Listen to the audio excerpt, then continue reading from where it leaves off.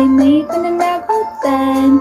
Alaga ng halaman puno, pati mga hayop. Ito'y pinagaloob sa atin upang pangalagaan. Bata at matatanda ay magtulong-tulungan. Karagatan, kalinis at kabundukan kay ganda. Ngayon ay nabalot na ng basura. Mga paradong ilog at kwalbo na gupat. Tara't matulungan ibalik ang dating ganda. Magtanim, magtanim, magtanim, magtanim. Kalikasan alagaan dahil ito ay kayamanan.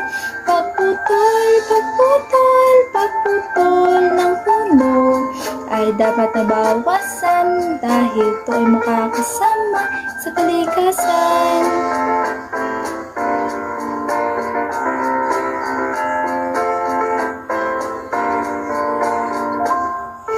Ang lahat sa atin ay may pananagutan. Alaga ng halaman at puno, pati mga hayop. Ito'y pinagaloob sa atin upang pangalagaan. Bata at matatanda ay magtulong-tulungan.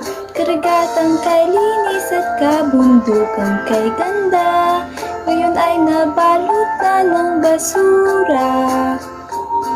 Mga paradong ilog at kalbo na gubat. Tara't matulungan ibalik ang dating ganda.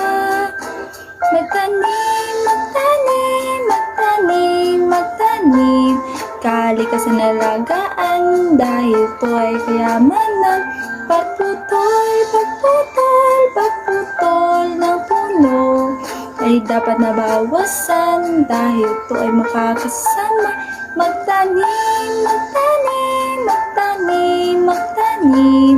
Kalikasan alagaan dahil ito ay kayamanan. Magpulot, magpulot, magpulot, magpulot. Magpulot ng basura at itapon ito sa tamang lagayan. Lahat tayo, mapabata man o matanda, magtulong-tulong protektahan at panatilihin ang kagandahan ng kalikasan. Tayo ay maging responsable at magsilbing inspirasyon sa mga kabataan sa susunod na henerasyon. Salamat sa panunood at pakikinig.